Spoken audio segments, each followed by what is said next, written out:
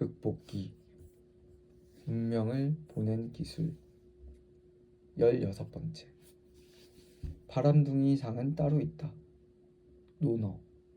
방종한 즐거움은 뜻을 해친다. 바람둥이 기질이 인격과 운명을 해친다는 가르침이다.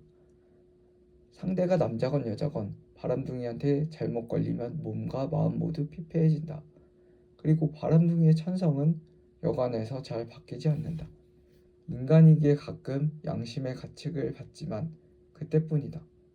바람둥이가 현장에서 잡히는 경우는 거의 없다. 늘 심증만 있고 물증이 없어 상대는 더 괴롭다. 맞는 것 같기도 아닌 것도 같고 의심했다가 믿었다가 오락가락 정신을 못 차린다.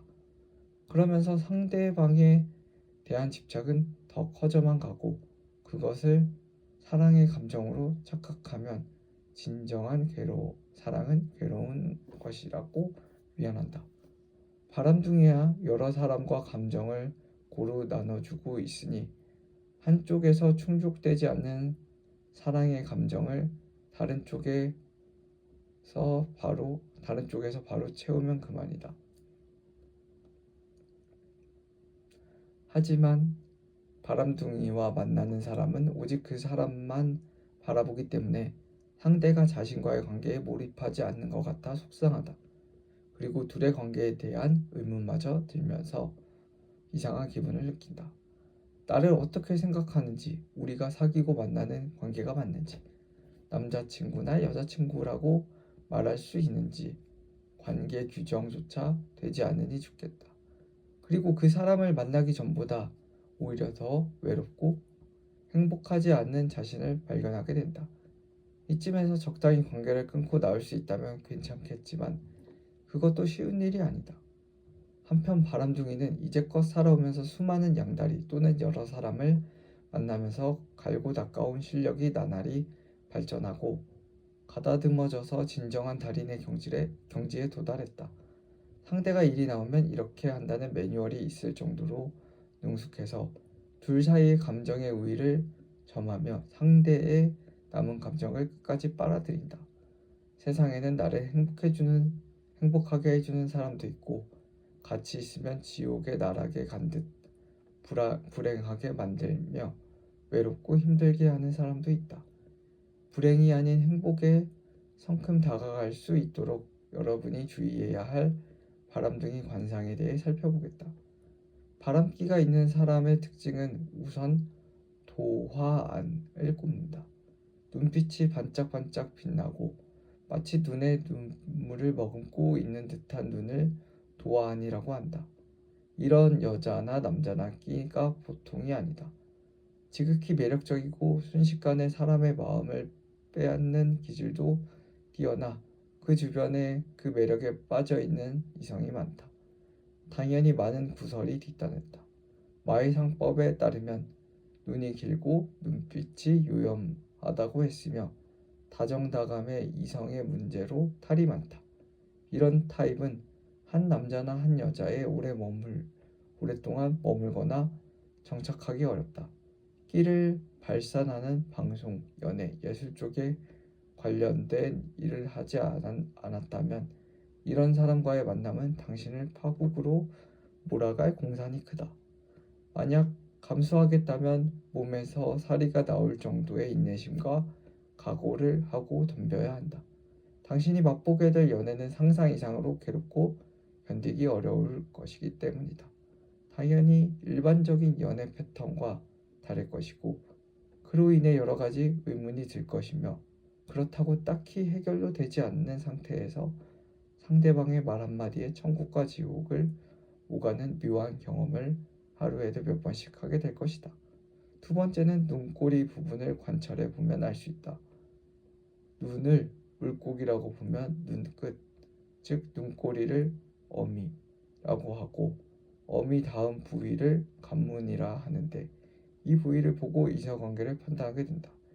이 부위에 김이나 상처가 없고 팽팽하고 풍만하여 아름다우면 좋은 배우자를 만나거나 남녀간 좋은 관계가 유지되고 있다고 할 수 있겠다. 반면 상처나 사마귀가 있는 사람은 이성관계로 인해 곤란함을 피하기 어렵다. 주름이 자글자글 있는 상도 이성관계로 마음이 부패해진 상태이기 때문이다. 한 번은 얼굴에 도화빛이 가득하고 특히 어미, 관문 부위에 분홍빛 윤기가 있는 30대 초반 여성이 찾아온 적이 있다. 그녀는 사랑에 빠져 다른 곳에는 마음을 둘 여유도 없어 보였다. 오직 연인과 결혼까지 갈 수 있을지에 대한 궁금증으로 가득했다. 특히 팽팽하게 약간 불어오른 어미 관문은 아름답게 보일 정도였다. 세 번째는 눈썹과 눈썹 사이 미간이 좀 넓다거나 눈과 눈 사이가 넓은 상이다. 이런 상은 정열적이고 이성의 유혹에 약한 면이 있어 규칙적이고 반복적인 접근에 쉽게 빠진다. 색정이 강한 상이라고 할 수 있다. 보통 적극적인 구애는 남자가 먼저 하므로 여자가 이런 상을 하고 있는 경우 본의 아니게 유혹의 손길에 빠지기 쉬우니 각별한 주의가 필요하다. 네 번째 바람둥이 상은 크고 동그란 눈을 가진 상이다. 이런 눈은 이성적이고 비판적이기보다 감성이 풍부하다. 이것저것 재는 것 없이 마음이 가는 대로 움직이기 쉽다. 또 얼굴 전체에 화기가 약해 그 외로움이 바람기로 이어질 확률이 크다. 정리하면 미간이 넓은 여성은 한 남자로 만족하기 어렵고 남자의 유혹에 쉽게 넘어간다. 눈꼬리가 위로 올라가 있는 여성은 자신이 원하는 사랑에 적극적이고 눈밑 부위가 푸르스름하거나 어두운 여성은 남자 관계가 복잡할 확률이 높다. 눈에 흰자위가 많으면 자기가 원하는 남성에게 물불 가리지 않고 적극적으로 달려든다. 광대뼈가 나온 여성은 원하는 것을 손에 넣지 못하면 적성이 풀리지 않으니 이성관계도 예외는 아니다. 팔자주름이라고 불리는 범령 위 볼에 점이 있는 여성은 인기가 많아 항상 주변에 남자가 끊이지 않고 항상 젖어 있는 눈을 가진 여성은 색을 밝힌다.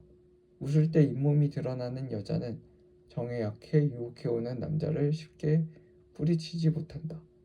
곱슬머리에 손질하지 않은 여자도 유혹에 약하다. 또 귀 위쪽 끝부분이 눈의 위치보다 높으면 본능적으로 색욕이 강하다. 남자의 경우는 코가 크고 발달해 있거나 특히 매부리 코는 정력적이다. 여자가 눈 밑이 흔히 애교살이라고 불리는 와점, 누에가 누워있는 형상. 와점이 도톰하고 색이 좋으면 건강하고 총명한 아이를 낳을 수 있으므로 남자 입장에서 본능적으로 끌릴 수 있다. 남자가 발달한 경우에는 정력적이다. 치켜 올라간 눈썹의 남자는 구애에 적극적이며 10명에게 다가가 3명 건지면 된다는 식으로 생각해서 많은 여자를 만날 확률이 높다. 그래서 굳이 한 여자에게 장기간 머무르지 않을 수 있다. 또 눈이 처진 남자나 여자는 이성 문제에 곤란을 겪기 쉽다. 바람을 피운다기보다 여러 이성에게 치이며 살기 쉽다. 남자의 경우 아무리 바람둥이라도 턱에 세로로 홈이 파였으면 책임감이 강하다. 그렇기 때문에 바람을 피워도 가정을 지키려 할 것이고 자식 사랑도 깊어 이혼할 일은 없을 것이다. 또 미래에 대한 꿈을 자주 그리는 스타일로 로맨티스트 기질이 다분하여 아내에게 행복을 줄 수 있다. 남자건 여자건 우선 전체적인 상의 맑고 탁함을 봐야 하는데 보통 첫인상에서 결정된다. 적어도 맑고 깨끗한 얼굴 정도는 알아두었다가 선인인지 악인인지 구별할 수 있어야 한다. 많은 사람을 보고 접하다 보면 자기만의 기준이 생길 것이다.